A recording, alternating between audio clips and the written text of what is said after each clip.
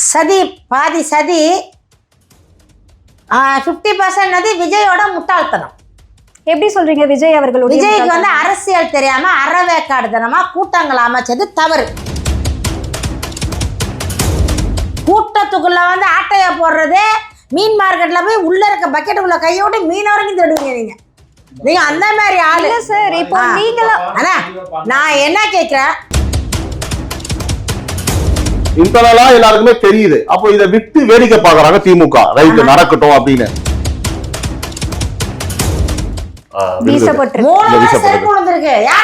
பதில் சொல்லுங்க. இன்னைக்காவது அதுக்கு முன்னாடி நான் ஒரே ஒரு கோரிக்கையை வச்சிடறேன் ஐயா. அதாவது நல்ல ஒரு விஷயம் புரிஞ்சுக்கோங்க. அதுவும் ஒரு கோரிக்கை வச்சிடறேன் ஐயா. நான் என்ன சொல்றேன், இன்னைக்கு ஒரு நாளாவது வந்து பாத்தீங்கன்னா திமுக காரரா இல்லாம, திமுக முட்டு கொடுக்காம, ஒரு மனிதாபிமானத்தோட, ஒரு மனசாட்சியோட ஒரு மனிதனாக நீங்க இன்னைக்கு பேசுங்க, நம்புறேன். சரி, இங்க பாரு, 10 ரூபான்னு பாட்டு பாடின அடுத்த 4வது ஒரு 5வது வினாடியில் எப்படி சார் கரெக்டா ஒரு ஆம்புலன்ஸ் உள்ள வந்து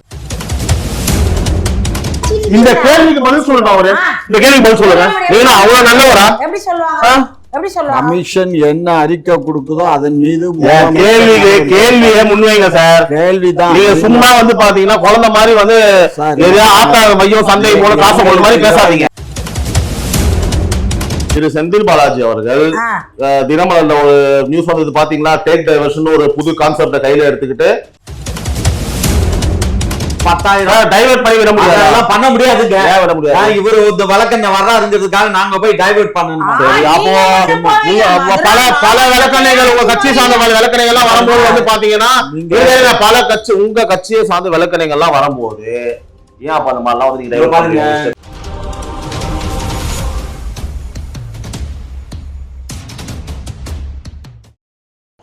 குக்கு செய்தி நேயர்களுக்கு வணக்கம். நான் உங்க தீபிகா. இன்றைய நிகழ்ச்சியின் சிறப்பு விருந்தினர்கள் திமுகவின் மூத்த முன்னோடி முனைவர் காமாட்சி நாயுடு அவர்கள் மற்றும் டைம்ஸ் ஆப் ரிபப்ளிக் பத்திரிகையின் ஆசிரியர் நவீன் அவர்கள் மற்றும் நாம் தமிழர் கட்சியின் மாநில கொள்கை பரப்பு செயலாளர் வன்னை சுமதி அவர்கள். மூவருக்கும் வணக்கம். வணக்கம்.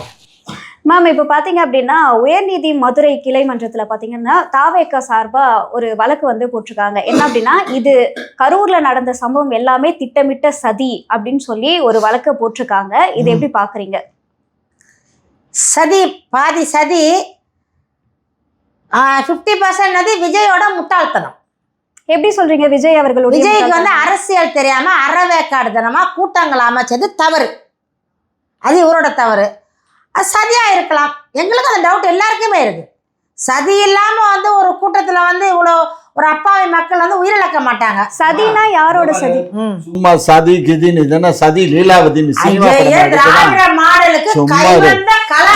கத்திரிக்காய் கூட்டத்துக்குள்ள வந்து ஆட்டைய போடுறது, மீன் மார்க்கெட்ல போய் உள்ள இருக்க பக்கெட்டுக்குள்ள கையோட மீன் வரைக்கும் தேடுவீங்க நீங்க. இந்த மாதிரி தப்பான பதிவை பண்ணாதீங்க. என்ன கேட்கிறேன், அவர் விஜயோட மீட்டிங் நடந்துட்டு இருக்கு. ஆனா விஜய்க்கு வந்து ப்ராப்பர் இடம் கொடுக்காது. யார் சொன்ன ப்ராப்பரா இடம்? அவன் அங்க போய் ஏற்கனவே மதுரை மாநாட்டுக்கு ஒரு 500 ஏக்கரா எடுத்தோம்னாலும் அது மாதிரி ஒரு 100 ஏக்கரா 200 ஏக்கரா எடுத்து போய் போட வேண்டியதானே. எதுக்கு ஆளுங்கட்சினா உங்களை மீறி எதுவும் செய்ய முடியாது. ஏன் செய்ய முடியாது? உங்ககிட்டதான் பர்மிஷன் கேக்குறாங்க. அதுக்கு தான் உங்க பாக்கெட்டுக்குள்ள இருக்கு, அந்த அரசாங்கம் உங்க பாக்கெட்டுக்குள்ள இருக்கு. மரியாதையா பேசு. ஆமா, சும்மா என்ன மரியாதை பேசுறது? என்ன பாக்கெட்டுக்குள்ள இருக்கு, கத்திரிக்காய்க்குள்ள இருக்கு. காவல்துறை வந்து அவ்வளவு கூட்டம் வந்துச்சு. அந்த கூட்டத்துக்கு காவல்துறை எவ்வளவு அனுப்பிச்சீங்க? 500 பேரு. அண்ணே, நீங்க விஜய விட்டுருங்க. விஜய விட்டுருங்க. அப்புறம் மக்கள் நம்ம மக்கள் என்னத்துக்கு வர்றான்? என்ன மஸ்துக்கு வர்றான்? வந்தது தவறு. அதே என்னத்துக்கு வர்றான்? அந்த நாயை பார்க்க பாராட்டல. மக்கள் வந்தது முற்றிலும் தவறு. நான் என்ன சொல்றேன், கண்ட நாயெல்லாம் பார்க்க வரும்போது மக்கள் வந்து பாத்தீங்கன்னா ஐயா சொன்ன மாதிரி இந்த நாயை பார்க்கறது வரலாம்னு நினைக்கிறேன். ஒண்ணுக்கு உதவாத நாயை பார்க்க வர்றாங்க. சோ நம்ம இப்ப எங்க ஆரம்பிக்கலாம் கேட்டீங்கன்னா, எனக்கு நிறைய கேள்விகள் இருக்கு. இதுல ஃபர்ஸ்ட் நான் என்ன கேட்கறேன்னா, பல்வேறு இடங்களுக்கு விஜய் அவர்கள் வந்து சுற்றுப்பயணம் மேற்கொள்ள. இது வந்து முதல் வாரம் கிடையாது இல்லையா, 3வது வாரமோ 4வது வாரமோ போறான்னு நினைக்கிறேன். அப்படி இது 3வது வாரம் போறோம். அப்படி இருக்கும்போது எல்லா கூட்டத்திலயுமே வந்து எந்த ஒரு அசம்பாவிதம் நடக்கல. ஆனால் சில ஊடகங்கள்ல வந்து சொல்லியிருந்தாங்க, குறிப்பிட்டிருந்தாங்க, அதாவது அசம்பாவம் நடக்க போகிறது. ஒரு போலீஸ்காரே வந்து சொல்லியிருக்காரு, ஒரு போலீஸ் அதிகாரி, உயர் அதிகாரி வந்து ஒருத்தர் சொல்லியிருக்காரு, எங்க இது வந்து ரொம்ப ரிஸ்கா இருக்கு, எப்ப வேணாலும் அசம்பாவிதம் நடக்கலாம் அப்படின்னு ஒரு கருத்தை வந்து தெரிவிச்சிருக்காரு. தெரிவிச்சதாக தகவல் ஒரு யூடியூப் சேனல் நம்ம வந்து இதை ஆமா, வெளிப்படையா ஆமா, சொல்றாங்க, நான் இதை ஆமா. பாக்குறோம். ஆமா. அப்போ இன்டர்னலா எல்லாருக்குமே தெரியுது. அப்போ இதை விட்டு வேடிக்கை பாக்குறாங்க திமுக, ரைட் நடக்கட்டும் அப்படின்னு. அதை விட நான் என்ன கேட்கறேன்னா, இந்த சம்பவத்துக்கு வருவோம். அதுக்கு முன்னாடி வந்து ஃபர்ஸ்ட் என்னோட ஆழ்ந்த அனுதாபங்களை வந்து உயிரிழந்த மக்களுக்காக நான் வந்து தெரிவிச்சுக்கிறேன். அதே மாதிரி சீக்கிரமா குணமாகி வரணும்னு நான் குக்கு செய்தியில் சார்பாக நானும் இந்த இடத்துல முன்வைக்கிறேன். ஃபர்ஸ்ட் இப்போ எப்படிங்க ஐயா வந்து செருப்பு வந்து விஜய் மேல வீசப்பட்டு 3 இந்த முறை விஷயம் செருப்பு விழுந்திருக்கு. யார் எப்படி போட்டா? இதுக்கு பதில் சொல்லுங்க, பதில் சொல்லுங்க. இன்னைக்காவது அதுக்கு முன்னாடி நான் ஒரே ஒரு கோரிக்கையை வச்சிடறேன் ஐயா. அதாவது நல்ல ஒரு விஷயம் புரிஞ்சுக்கோங்க. அதுவும் ஒரு கோரிக்கை வச்சிடறேன் ஐயா. நான் என்ன சொல்றேன்னா, இன்னைக்கு ஒரு நாளாவது வந்து பாத்தீங்கன்னா திமுக காரரா இல்லாம, உண்மையை பேசு. திமுக முட்டு கொடுக்காம, ஒரு மனிதாபிமானத்தோட, ஒரு மனசாட்சியோட ஒரு மனிதனாக நீங்க இன்னைக்கு பேசுங்க நம்புறேன் நான். நான் மனுஷனை தாங்க இல்ல பேசுறேன். நீங்க இவ்வளவு நாள் நீங்க அந்த மாதிரி நான் எப்பவுமே உங்களை பாத்துக்கிறேன். ஒரு திமுகவின் ஒரு கைகூலி மாதிரிதான் நீங்க வந்து பிஹேவ் பண்றீங்க. இன்னைக்காவது ஒரு 40 உயிர் போயிருக்கு. அதனால அது வேற ஒரு மனுஷனா பேசுங்க. இங்க பாருங்க, செருப்பு வீசினது எங்க ஆட்கள் இல்லை. உங்க ஆட்கள் இல்லை நீங்க எப்படி சொல்றீங்க? இது எப்படி சொல்றோம்னா, அங்க அவங்க எங்க ஆட்கள் யாரும் அந்த கூட்டத்துக்கு போகல. அது எப்படி உங்களுக்கு தெரியும்? என்ன எப்படி தெரியும்னா, எங்க கட்சிக்காரன் எதுக்கு அங்க போறான்? இல்ல எங்க கட்சி நிறைய கேள்வி முன்வைக்கிறாங்க, பதில் சொல்லுங்க. ஒரு தலைவர் வந்து பேசுறாருன்னா அவருடைய தொண்டர்களே எப்படி செருப்பு தூக்கி வீசுவாங்க? அததான் அவங்க திட்டமிட்டு அவங்க போட்ட அது அதாவது செருப்பு ஒருவேளை உங்க திமுக பேசும்போது எடுத்து அடிக்க வாய்ப்பு வந்துரும் பூமி. அதாவது என்னன்னா, செருப்பை வீசினாங்கிறது இப்ப பேசும் பொருளா வருது இல்ல, இதெல்லாம் வரணுங்கிறதுக்காகத்தான் அந்த மாதிரி பண்ணி அவங்களா இடையில பண்ணி அந்த மாவட்ட செயலாளர் மூலியமா திட்டம் போட்டு செய்த சதி. அது அந்த சதி நோக்கிட்டு பேசிட்டு இருக்காதீங்க. என்ன ஆமா கரண்டா கட் பண்றான், காவல்துறை தடியடி நடத்துறான். எதுக்கு தடியடி நடத்துறோம்? எது அவங்க சொந்த தொண்டரை பாக்குறாங்க. சரி, 10 ரூபான்னு பாட்டு பாடின அடுத்த 4வது ஒரு 5வது வினாடியில் எப்படி சார் கரெக்டா ஒரு ஆம்புலன்ஸ் உள்ள வந்தது? ஆம்புலன்ஸ் ஏற்கனவே அங்க சொல்லித்தான், அதாவது அந்த இது இருந்துச்சு அங்க ஜெனரேட்டர், அதுல போய் 10 பை அதுல ஏறி, அதெல்லாம் அதற்கு பின்பு, அது தெரிஞ்சதுனால அதெல்லாம் அதற்கு பின்பு அதான் வருது. அதெல்லாம் அதற்கு பின்பு இல்ல அது அதற்கு பின்பு எல்லாத்துக்கும் எவிடன்ஸ் இருக்கு, எல்லாத்துக்கும் எவிடன்ஸ் இருக்கு. நீங்க இந்த மாதிரி பேசுனீங்க அப்படின்னா உங்களோட பேர் தான் கெட்டுப்போம். இல்ல இங்க பாருங்க, நீங்க தாவேக்காவுக்கு வந்துட்டாரு. எப்போ துண்ட பாருங்க, அவர் தாவேக்காவுல முக்கிய நிர்வாகி அவரு. நான் இன்னைக்கு ஒரு நாளாவது மனுஷனா பேசுங்க, மனிதாபிமானோட பேசுங்கன்னு ஒரு கோரிக்கையை வைக்கிறேன். நீங்க என்னத்த பேசினாலும் சரி, நாங்க வந்து நீங்க என்ன பேசினாலும் சரி, நான் இப்படிதான் பேசுவேன், நான் அநியாயமா தான் பேசுவேன், மனசாட்சியாம பேசுவேன், என் குடும்பத்துக்கு நடந்தாலும் நான் இப்படிதான் முட்டு கொடுப்பேன் திமுக சொல்ல வரீங்களா? அப்படி எல்லாம் இல்லங்க. அப்ப எப்படி? திமுகவுக்கும் இதுக்கும் எந்த விதமான சம்பந்தம் இல்லை. நான் இருக்குன்னு சொன்னா எது நான் இருக்குன்னு சொன்னா அப்புறம் என்னோட கேள்விகளுக்கு சரியான பதில்களை தான் இப்ப வந்து எங்களிடம் சில கேள்விகள் இருக்கு. மக்கள் கேட்கிற கேள்வி, மக்களுக்கு எழுந்திருக்கும் சந்தேகங்களை திமுகவோட ஒரு மூத்த பிரதிநிதியாக உங்களை நான் முன்வைக்கிறோம். ஐயா, அதுக்கு அதுதான் கூப்பிட்டு கேட்டுட்டு இருக்கேன். இல்லையா, இப்ப இதுல ஒரு விஷயம் என்னன்னா, சொல்லுங்க, எங்களால அதை வந்து கண்டுபிடிக்க இயலாது. இருமா, அதனாலதான் ஒன்மேன் கமிஷன் போட்டிருக்கோம். அவங்க தொடங்கிட்டாங்க. இங்க பாருங்களேன், வந்து ஒன்மேன் கமிஷன் கதையெல்லாம் வந்து பாத்தீங்கன்னா, நீங்க அரசியல்ல வந்து மிகப்பெரிய அனுபவம் உள்ள ஒரு மூத்தவர். நீங்க அந்த கதை உங்களுக்கு தெரியாதா என்ன நடக்கும்னு சொல்லிட்டு நான் என்ன கேட்கறேன்னா ஒரு விஷயம் கேட்கறேன் சார். ஓகே சார், ஒரு விஷயம் கேட்கறேன். 2026 தேர்தல் நெருங்கிட்டு இருக்குமா, சரிங்களா? பல்வேறு விஷயங்களை திமுக வந்து முன்னெடுத்துட்டு இருக்காங்க. எந்த ஒரு ஆளுங்கட்சியாகவும் எந்த கட்சியாக இருக்கணுமா, திமுக வேணாமா, எந்த கட்சியாக இப்ப இருந்தாலும் 6 மாத 7 மாத காலத்தில் வந்து எலெக்ஷனை வச்சுட்டு இப்போ ஒரு ஒன்மேன் கமிஷனை போட்டு நீ என்ன பண்ண, என்ன உண்மையோ நேர்மையா பார்த்து எந்த மாதிரி தப்பு சொல்லுவாங்களா? யாரும் சொல்ல மாட்டாங்க. பிராக்டிகலா பாசிபிள் இருக்கா? நீ என்ன உருட்டுறீங்க, யார்ட்ட உருட்டுறீங்க? ஆட்சியில வந்து பாத்தீங்கன்னா உங்க முதல்வர் வந்து பாத்தீங்க அப்படின்னா, எங்க மேல குற்றம் தான் சொல்லிடுமா, நாங்க முட்டா பசங்க 8 மாசம் எலெக்ஷன் நீ பண்ணுக்காத, நாங்க ஆட்சியை விட்டு போயிடுவோம். ஏங்க, ஒரு வேளை உங்க மேல நெகட்டிவா வந்துச்சுன்னா உங்க ஆட்சி இருக்காது 2024. இதை வந்து ஸ்டாலின் அவர்களும் இல்ல ஒரு டெப்டி சிஎம் உங்க கட்சி விரும்பு நினைக்கிறீங்களா? மக்கள் முட்டாளே. இந்த கேள்விக்கு பதில் சொல்லணும். அவரு இந்த கேள்விக்கு பதில் சொல்லுங்க. நீங்க அவ்வளவு நல்லவரா? எப்படி சொல்லுவாங்க? கமிஷன் என்ன அறிக்கை கொடுக்குதோ அதன் மீது கேள்வியை முன்வைங்க சார். கேள்விதான். நீங்க சும்மா வந்து பாத்தீங்கன்னா குழந்தை மாதிரி வந்து ஆட்டா மையம் சந்தை போல காசு போடுற மாதிரி பேசாதீங்க. எங்களுக்கு வரக்கூடிய 26 தேர்தல் முக்கியமா, இது முக்கியமான மேல குற்றச்சாட்டு வந்துச்சுன்னா நீங்க ஆட்சியே அமைக்க முடியாது. இந்த விஷயத்துல எங்களுக்கு கவலை இல்ல. உண்மை தெரியட்டும், உண்மை தெரியணுங்கிறதுக்காக தான் ஒன்லைன் கமிஷன் போட்டுருக்கோம்.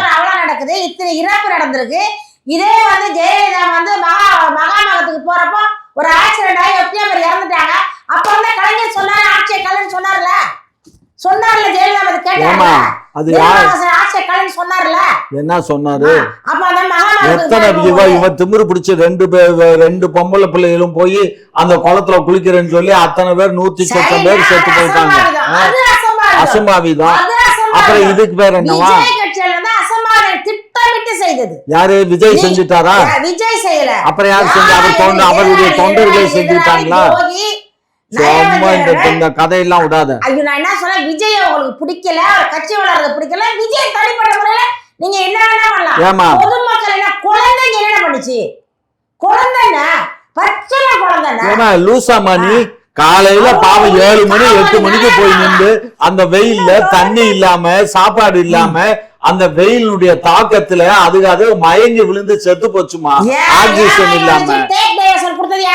யாரு? விஜய் வந்து வரவே விடல. நீங்க யாரு வர விடல? திரு செந்தில் பாலாஜி அவர்கள் தினமலர்ல ஒரு நியூஸ் வந்தது பாத்தீங்களா? டேக் டைவர்ஷன் ஒரு புது கான்செப்ட கையில எடுத்துக்கிட்டு அதை வந்து பண்ண போறாங்கன்னு ஒரு நியூஸ் வந்தது. நீங்க பாத்தீங்கன்னா போடுவானுங்க. இங்க பாருங்க, எல்லாமே எங்க மேல பழி போடுறதுக்குன்னே ஒரு கூட்டம் அலையுது. அப்புறம் நாங்க நல்லவங்க இல்லாம கெட்டவங்க எந்த ஆள் சொல்லுச்சு? ஐயா, ஒரு தவறு நடக்கும் பொழுது ஏன் வீட்டுல ஒரு பிரச்சனை நடந்தா என்னதானே கேட்பீங்க? உங்க அரசியல், உங்க ஆட்சி சொல்றீங்கல்ல, திராவிட மாடல் ஆட்சி. திராவிட மாடல் இந்த அலங்கோல் நடக்குது, பதில் சொல்லுங்க. கரூர்ல வந்து லைட் ஹவுஸ் அப்படின்ற ஒரு இடத்த வந்து அவங்க ஃபர்ஸ்ட் கேட்டிருந்தாங்க. கிட்டத்தட்ட ஒரு 80 அடி சாலை. அந்த 80 அடி சாலையை வந்து பாத்தீங்கன்னா அவங்க கொடுக்கல, ஒரு குறுகிய சாலையை வந்து கொடுத்தாங்க. சரிங்களா? இப்ப நான் என்ன கேக்குறேன், மனசாட்சியோட பதில் சொல்லுங்க. திரும்ப கேக்குறேன் ஐயா. 80 அடி லைட் ஹவுஸ் வந்து ஒரு 4 கார்னர் ஐயா. 4 கார்னர், அதாவது மக்கள் எல்லா பக்கமும் வந்து அவங்க ஸ்ப்ரெட் ஆகி போலாம். இது ஒரு நேரோவான ரோடு, எந்த பக்கமும் நீங்க போக முடியாது. அங்க டிச்சு தான் இல்ல. டிச்சுக்குள்ள பல பேர் சொன்னாங்க பாத்தியா, பப்ளிக் சொன்னாங்க இல்லையா, டிச்சுக்குள்ள விழுந்தாங்க. அந்த டிச்சுக்கு பின்னாடி விழுந்ததுக்கு அப்புறம் குழந்தைங்க எல்லாம் அது மேல விழுந்தாங்கன்னு சொன்னாங்க இல்லையா. இதே ஒரு 4 வழி சாலையா இருக்கும்போது, ஒரு கார்னரா இருக்கும்போது எப்படி விழுறது வாய்ப்பு இருக்கும்? அப்படியே பின்னாடி போயிருப்பாங்கல்ல. 4 வழி சாலை வந்து எங்களுக்கு அது வந்து நேஷனல் ஹைவேஸ் ரோடு. சும்மா இந்த கதை விடுறது வேலையெல்லாம் வச்சுக்காதீங்க. கூகுள் மேப் போட்டு பாருங்க. கூகுள் மேப்ல எடுத்து அவங்க டைவர்ட் பண்ணி விட முடியாதா? எங்களுக்கு 10,000 டைவர்ட் பண்ணி விட முடியாது. அதெல்லாம் பண்ண முடியாதுங்க. இவரு இந்த வழக்கண்ண வர்றாருங்கிறதுக்காக நாங்க போய் டைவர்ட் பண்ணணும்.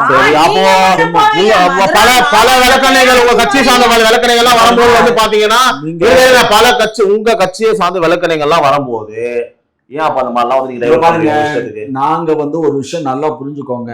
அவங்க சொன்னது வந்து 10,000 பேர் தான் வருவாங்கன்னு எழுத்துப்பூர்வமா எழுதி வைக்கிறேன். 10,000 ஒதுக்கீடு 10,000 பேருக்கு. நான் என்ன சொல்றேன் அப்படின்னா, தவறா எடுத்துக்காதீங்க. சரிங்களா? நீங்க வந்து பாத்தீங்கன்னா திமுக வந்து பாத்தீங்கன்னா காசை வாங்கிட்டு இந்த மாதிரிலாம் பேசி நான் சொல்றேன் குற்றச்சாட்டு முன் வைக்கிறேன். இல்ல நீங்க என்ன பண்ணுவீங்க? ஒத்துப்பீங்களா? இல்ல ஏன் ஒரு ஜெனரலா ஒரு கேள்வி கேட்கலாம், சொல்லுங்க. பாருங்க, நீங்க வந்து ஒரு 1 லட்சம் பேசுறீங்க, முன் லட்சம் என்ன பண்ணுவீங்க? இப்ப என்கிட்ட அது ஒரு பதில் கொடுங்களேன். என்ன பதில்? காசு வாங்கல, நான் வாங்கினேன்னு சொன்னாக்க இதுக்கு பேர் என்ன? எதுக்கு பேரு? ஒரு கேள்வி கேட்டா அதுக்கான பதில கொடுன்றது ஒரு பொது அறிவு, காமன் சென்ஸ். ஓகேவா? ஒரு டிஜிபி அதாவது இப்ப பேட்டி கொடுக்குறாரு, அதுக்கு முன்னாடி ஒரு காவல் அதிகாரி அந்த 10,000 பேர் பார்க்கும்போது 10,000 பேர் தான் வருவாங்களாப்பா, எண்ணி பாஸ் கொடுத்துருக்கீங்களாப்பா, 10,000 பேர் மேல வரமாட்டாங்களாப்பா, எப்படிப்பா எல்லாருக்கும் 10,000 சேர் போட்டுருக்கீங்களாப்பா அப்படின்னு யோசிக்கிறதுக்கு ஒரு ஐபிஎஸ் ஆபீசருக்கு அது வந்து ரோட்ல வந்து நட்டமா நின்று பேச கேள்விக்கான பதில சொல்லாம முன்னாள் அமைச்சர் செந்தில் அவருக்கு தெரியும் இல்லையா? இதுக்கு முன்னாடி வந்து அவருக்கு தெரியுங்கிற அவசியம் வேண்டியது இல்ல. அவருக்கு தெரியும். காவல்துறையும் சரி, டைவர்ட் ஆகாதீங்க சார். காவல்துறைக்கு தெரியுமா தெரியாதா சார்? கேள்விக்கு பதில் சொல்லுங்க சார். காவல்துறைக்கு நான் சொல்லுவேன் சார், 5 பேர் தான் வருவாங்க. பாருங்க, ஏற்கனவே எடப்பாடி பழனிசாமி ஐயா அங்கதான் பேசியிருக்காரு. நான் கேக்குறேன், எடப்பாடியும் விஜய் அவர்களும் ஒன்றும் இல்லை. இங்க பாரு, இந்த இடம் கொடுக்கலன்னா ஏன் இந்த இடம் கொடுக்கலன்னு பேசுவீங்க. வேண்டான்னு அப்புறம் என்ன மாசத்துக்கு ஒத்துக்கிட்டு போய் அந்த இடத்துக்கு போனேன். எதுக்கு போனேன்? கையெழுத்து போட்டுருக்கேன். வளர்ச்சி உங்களுக்கு பிடிக்கல, நீங்க இந்த மாதிரி எல்லாம் பண்ணுவீங்கன்னு அவருக்கு எப்படிங்க தெரியும்? நீங்க வந்து இந்த லெவலுக்கு இறங்குவீங்கன்னு எப்படிங்க தெரியும்? கட் பண்ணணும், அது பண்ற சூழ்ச்சி. ஆனா இன்னொன்னு தம்பி, நானும் சொல்றேன், விஜய் கட்சியில இருக்க பசங்களும் கொஞ்சம் கூட நாவடக்கம் கிடையாது, ஒரு அரசியல் புரிதல் கிடையாது. இந்த அவுத்துட்ட மாடு மாதிரி ஓடுறது, அதுலயே அந்த அவங்க பிரச்சனை இல்ல இருக்கு. அது நம்ம அந்த கருத்துக்கு வருவோம். நான் இப்ப நான் சொல்றேன், அதாவது தாவேக்காவில என்ன இப்ப நான் அதை எப்படி பாக்குறேன்னா, டிவி சைடு என்ன பிரச்சனையா நான் பாக்குறேன் அப்படின்னா, அந்த டைமிங் அவங்க ஃபாலோ பண்ணணும் அப்படின்ற மாதிரி சொல்லியிருந்தாங்க. ஏன்னா இப்ப 3 மணிக்கு வந்தா மேபி இதெல்லாம் தடுத்துருக்கலாம், ஆமா இந்த டைமிங் கொஞ்சம் ஃபாலோ பண்ணோம், ஃபிளைட் ஏறினதே லேட்டு தான், இந்த மாதிரி கருத்துக்கள்லாம் உண்மையா இருக்கும் பட்சத்துல கட்டாயமா வந்து அவங்க சரி செஞ்சுக்கணும். அது எந்த மாற்று கருத்துமே நம்ம கிடையாது. நம்ம யாருக்கும் இங்க வந்து பாத்தீங்கன்னா இவரு முட்டுக்குள்ள யாருமே எண்ணம் கிடையாது சரிங்களா. இருக்கிற ஃபேக்டா பேசும். அதே போல பொதுமக்கள் அட் லாஸ்ட் வந்து இவ்வளவு பெரிய கூட்டத்தை எப்படிங்க குழந்தைய நம்ம கூட்டிட்டு போலாம், அவங்க மேல நம்ம குற்றச்சாட்டு எப்படி அதையும் நம்ம தவறுன்னு சொல்லுவோம். அவங்க வந்து பாத்தீங்கன்னா இது அது நம்ம ஏத்துக்க முடியாது. இது வந்து பாத்தீங்கன்னா எந்த லெவலுக்கு உயிரிழப்பு வரைக்கும் போயிருக்கு. ஆனா நீங்க இது ஒரு விஷயம் பாருங்க, இது பெருமையா சொல்றதுக்காக சொல்லல, ஒரு வருத்தமாகவே சொல்றேன். இவ்வளவு ஹாஸ்பிட்டல்ல இருந்தும் அந்த நிலைமையில இருந்து ஒரு சில சொல்றாங்க, ஆனா இது வந்து விஜய் அண்ணன் மேல எந்த தப்பும் கிடையாது, நாங்க தான் பாருங்க. எனக்கு புரியல எப்படி எடுத்துக்கிறதுனே தெரியல. சோ இப்படிதான் இருக்காங்க. அந்த ஃபேம் அது வந்து பார்த்தா ஒரு திரையில பார்த்து அவங்க அந்த பாட்டு சில பேர்லாம் நீங்க பாத்தீங்களாமா அந்த சீரியல் எல்லாம் பார்க்கும்போது அப்படி இந்த சீரியலுக்குள்ளேயே போயிடுவாங்க, வாழ ஆரம்பிச்சிருவாங்க, பேசுவான் டிவி கூட பேசிட்டு இருக்க மாதிரி நிறைய புரியுதா உங்களுக்கு. அப்போ அந்த மாதிரி இன்னும் இருக்காங்க, அதாவது அவங்க கூடயே வாழ்ற மாதிரியும் அவங்க கூட பேச அவங்க வீட்டு பிள்ளை மாதிரியும் நினைக்கிறவங்க இருக்காங்க. நம்ம அவங்கள மாத்த முடியாது. பல்வேறு இந்த இடத்துல தம்பி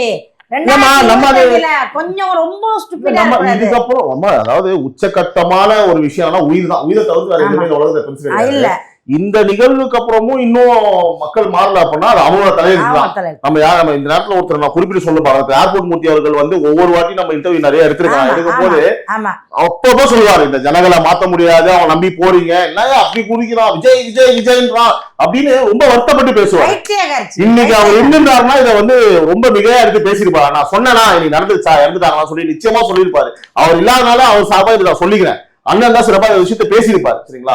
சோ அப்படி இருக்கும்போது வந்து பாத்தீங்கன்னா மக்கள் மேலேயும் ஒரு குறை இருக்குமா, இது அவங்க நிச்சயமா வந்து மக்களுக்கும் ஒரு விழிப்புணர்வு தேவைப்படுது. கண்ணோடித்தனமா ஓடுறாங்கம்மா, கண்ணோடித்தனமா கத்துறாங்கம்மா, பச்சை குழந்தைய தூக்கிட்டு வர்றாங்கம்மா, வயசான பாட்டி அப்படியே நெஞ்ச பிடிச்சி அந்த வயசுல உனக்கு என்ன விஜய், நம்மளும் தான் பாக்குறோம், படத்துல பாக்குறோம், இதை விட ஸ்கிரீன்ல அவ்வளவு பெருசா காட்டணும் தம்பி. இப்போ ஸ்கிரீன்ல ஃபுல்லா அவ்வளவு பெருசு காட்டுறான், அதை பார்த்துட்டு போய் டிவில முத்தாட்ட கொடுத்துட்டு போயிரு, அப்படியே நம்ம திரும்பவும் வந்துருவோம். அப்படியே அப்பெல்லாம் ஒரு ஈஸியா விட்டுற முடியாது, நீங்க அப்படியே அமைதியா உட்காந்துருப்பாங்க. என்னன்னு கேட்டீங்கன்னா அதாவது கள்ளக்குறிச்சியில வந்து ஒரு மிகப்பெரிய துயர சம்பவம் நடந்தது இல்லையா. அதுக்கப்புறம் வந்து ஒரு ஏர் ஷோ பண்ணாங்க, அங்கேயும் ஒரு 5 பேர் வந்து இல்லையா. அப்பெல்லாம் வந்து பாத்தீங்கன்னா ஏன் சார் அந்த கண்ணீர் வந்து வரல, அது எவ்வளவு தோல் மெட்டீரியல் ஆயிருக்கு தெரியுமா, ஏன் அப்படி வரல, ஏன் அழுவல? அப்போ ஸ்டாக் இல்லையா, கண்ணுல தண்ணி ஸ்டாக் இல்லையா, இப்ப ஸ்டாக் இருக்கா, என்ன காரணம் சொல்லுங்க. அன்பில் மகேஷ் தான் நினைச்சிட்டு இருக்கீங்க. ஐயோ அதான் அவங்ககிட்ட கேக்குறேன், என்ன நினைச்சிட்டு இருக்கீங்கன்னு. ஒண்ணும் இல்ல, அது வந்து ஒன்றிய அரசு நடத்தின ஒன்றிய அரசு நடத்தின அழுதாருன்னு கேட்டேன். இல்ல ஒரு அனுதாபங்கள் ஏன் இந்த இங்க அழுது அவங்க ஃபீல் பண்ணவரு பாலாஜி மேல வந்து அழுதாரா அன்பில் மகேஷ். இங்க பாருமா, ஒவ்வொன்னுக்கும் ஒவ்வொரு இது வந்து ஒவ்வொரு டைம்ல ஒவ்வொரு மாதிரி தான் நடிக்க முடியும். சந்தர்ப்பம் எந்தெல்லாம் ஓவரா நடிக்க முடியுமோ அங்க ஓவரா நடிக்க முடியும். நீங்க டிவியை நான் பாத்துக்கிட்டு இருக்கும்போது எனக்கு என்ன எரியாமலே கண்ணுல கள்ளக்குறிச்சியில சாகும் போது வரலையான்னா இல்ல, அது திமிர் பிடிச்சு போய் குடிச்சாங்க. அது என்ன கதைனாலும் அவன் சாராயம் கள்ளச்சாராயம் குடிச்சு எத்தனை பேர் அரசாங்கம் சாராயம் கள்ளச்சாராயம் குடிக்காத அதான் அரசு திறந்து வச்சிருக்குன்னு அதை விட்டுப்பட்டு அதை திறந்து அது வந்து ஏத்துக்க முடியாது. பாரு, அதை ஏத்துக்க முடியாது. ஏர் ஷோ நடத்துனதுல அதுக்கு நாங்க அது எங்களுடைய இது இல்ல, அது எங்களுடைய நிகழ்ச்சி இல்ல, அது வந்து ஒன்றிய அரசுடைய நிகழ்ச்சி. அதுல இறந்து போனதுக்கு நாங்க வருத்தம் தெரிவிச்சிருக்கோம். அது வருத்தம் தெரிவிக்காம இல்ல, புரிஞ்சுக்கோங்க. அதுக்காக நாங்க என்ன நாங்களும் கூட உடன்கட்டை ஆரணுமா, லூஸ் மாதிரி வளராது உடன்கட்டை ஆரணுமா. என்னது என்ன ஃபெயிலியர்? ஆமா, நீ சீமான் கட்சியில இருந்து வந்தா நீ சீமான மாதிரி தான் பேசுவ, வேற மாத்திரம் தனியா வந்து திரு சீமான் அவர்கள் எவ்வளவு நாகரிகமாக வந்தாரு. வந்துட்டு விஜய் தம்பியோட மனநிலை இப்ப எப்படி இருக்கும்னு தெரியும். யாருக்குமே சந்தோஷமா சிரிச்சுக்கிட்டு இருக்க மாட்டாங்க. மிகப்பெரிய வருத்தத்துல அவர் இருப்பாரு அப்படின்னு அவரு டீசெண்டா சொல்லிட்டு போயிட்டாரு. அண்ணாமலை அவர்கள் தான் இருக்கிறதே ரொம்ப கடுமையா வந்து பல விமர்சனங்களை முன் வச்சாரு. ஆமா 2 பேரை சஸ்பெண்ட் பண்ணணும்னு சொன்னாரு. அதுக்கப்புறம் வந்து இது தமிழ்நாடு அரசு வந்து பாத்தீங்கன்னா ஒரு பாலமா இருக்க வேண்டும். நாங்க இந்த மாதிரி ஒரு நிகழ்ச்சி பண்றோம் அப்படின்னா அந்த கட்சிக்கு நீங்க ஒரு பாலமா இருக்கணும். பாலமா இருந்து வந்து பாத்தீங்கன்னா பப்ளிக்குக்கும் அந்த கட்சிக்கும் ஒரு பாலமா இருக்கணும்னு சொன்னாரு. பேசிக்கா எங்களுக்கு என்ன தேவையோ அதை வந்து நீங்க ப்ரொவைட் பண்றது உங்க கடமை. சரியா? நான் என்ன கேட்கறேன், அந்த கேள்வி அவர் முன் வச்சாரு. என்ன கேட்கிறேன் அப்படின்னா, எப்படிங்க நீங்க சொல்லுவீங்க 10,000 பேர் தான் வரணும்னு சொல்லிட்டு? ஏன்னா அடிப்படையான கேள்வி. இந்த கேள்வியை முன்வைங்க மக்கள். நான் சொல்றேன், தயவு செஞ்சு ஒரு 1000 பேர் பாக்குறீங்க அப்படின்னா இவங்க ஒரு லெட்டர் பேர்ல கொடுத்துறாங்க 10,000 பேர். தாவேக்காவே நான் சொல்றாங்க, தாவேக்கா சொல்லுவாங்க 10,000 பேர்னு. காமன் சென்ஸ் வேணுங்க. எப்படி நீங்க கவுண்ட் பண்ணுவீங்க? ஒரு பப்ளிக் பிளேஸ்ல வந்து பாத்தீங்கன்னா நீங்க ஒரு ரோட் ஷோ நடத்துறீங்க, ஒரு உச்சபட்ச ஸ்டார் வராரு, நீங்க எப்படி 10,000 பேர் நீங்க ஃப்ரீஸ் பண்ணுவீங்க? ஏன்னா அறிவானாவாங்க. சும்மா எப்படி சார் இந்த மாதிரி ஒரு மனசாட்சி எல்லாம் பேசுறீங்க? நான் டிவி கேள்வி முட்டு கொடுக்கலாமா? நான் டிவி கேள்வி முட்டு கொடுக்கல. அப்புறம் 10,000 பேர் அவன் தப்பா சொல்றாங்க. யாரு? ஏன்னா அவன் தப்பா சொல்லிட்டாங்க. அவன் தப்பா சொல்லிட்டாங்க. ஐபிஎஸ் ஆஃபீஸர் தப்பா? அப்ப நாங்க செஞ்சது தப்பு. காலையில 7 மணிக்கு வந்திருக்காங்கன்னா நைட்டு 5 மணிக்கு தான் விஜய் வந்திருக்காருன்னு சொல்றாங்க. 3 மணிக்கு. அது வரைக்கும் அங்க அந்த காவல்துறை வந்து ப்ரூஃப் எடுத்திருப்பாங்கல்ல, இவ்வளவு மக்கள் தொகை வந்திருக்கு. அவன் 3 மணிக்கு எங்கமா வந்தான்? ஏமா நீங்க ஏமா அந்த எக்ஸாம்பிளுக்கு போறீங்க? உதாரணத்துக்கு வந்து பாத்தீங்கன்னா போன வாரம் சனிக்கிழமை 10,000 பேர் தான் வந்தாங்களா? அதானே எவ்வளவு கூட்டம், யாருக்கு கதை கொடுக்குறீங்க? தம்பி அவன் சொன்னது அதனாலதான் கிடையாது, வெளிநாட்டு மக்கள் கிடையாது, பக்கத்து மாநில தமிழ்நாட்டு மக்கள், உங்களுக்கு ஓட்டு போட்ட மக்கள், உங்களை இன்னைக்கு துண்டு போட்டு உட்கார வச்சிருக்க மக்கள், உங்களை ஆட்சியில உட்கார வச்சிருக்க மக்கள், அவன் செத்து போயிட்டான். யாரு போக சொன்னா? நாங்களா வீட்டுல வந்து கையை பிடிச்சு வாமா விஜய் வர்றாரு நீ வந்து அது நீங்க வந்து நாகரிகமா வந்து பாத்தீங்கன்னா இந்த நிகழ்வுக்கு திமுக மேலையும் திமுக அரசாங்கத்து மேலையும் தவறு இருக்குப்பா. அரசு தரப்புலயும் தவறு இருக்குப்பா. மக்கள் பக்கமும் தவறு இருக்குப்பா. மனுஷன் மாதிரி பேசுங்க. அதை விட்டு முட்டு கொடுக்காதீங்க. என்ன முட்டுக்கு? நாங்க தான் இரவு புயல் பாராது எங்க முதலமைச்சர் ராத்திரியோட ராத்திரியா ஓடுறாருங்க. என்ன பேசுறீங்க? சந்தேகங்கள்லாம் தூத்துக்குடியில 15 பேர் சுட்டு கொண்டானே ஏன் போகல? 15 பேர் சுட்டு கொள்ளும் போது நாங்களா முதலமைச்சர் போல அது எதுக்கு போனோம்? அது திமிர் பிடிச்ச சத்தத்துக்கு நாங்க எதுக்கு காசு? உங்க ஆளுங்க நான் திமிர் பிடிச்ச காசு என்ன பண்ணுவாங்க? போலீஸ் ஸ்டேஷன் பக்கத்துல டைம் பின்னாடி நடக்குது 6 கிலோமீட்டர் ரேடியஸ்ல அந்த சம்பவம். அதெல்லாம் காய்ச்சல் இருக்காங்க. பென்னிக்ஸ் ஜெயராஜ் 2 பேரும் அடிச்சு லாக்டவுன்ல கொலை பண்ணாங்களா? அதுக்கும் துடிச்சு ஓடலாம். ஏங்க அப்போ ஏங்க அழுவல? ஏன்னா ஏங்க அழுவல? ஒருத்தரா பேசிட்டான். அவரு பேசுறது அதுக்கப்புறம் ஒரே விஷயம். ஏன் அழுவல? எதுக்கு சொன்ன அந்த ஏங்க நான் என்ன சொல்றேன், இந்த பினிக்ஸ் சாவா இருக்கட்டும்ங்க, இல்ல கல்லு அதெல்லாம் விட்டுருங்க. என்ன கேக்குறேன்னா, சின்ன குழந்தையெல்லாம் கற்பழித்து குழப்பதுங்க. இப்ப எவ்வளவோ விஷயம் நம்ம ரேப் பண்ணி எவ்வளவோ பேர் கொண்டு எவ்வளவு இருக்குங்க இஷ்யூ எடுத்து பாருங்க. அப்பெல்லாம் யாருமே இப்ப அழுவலையங்க.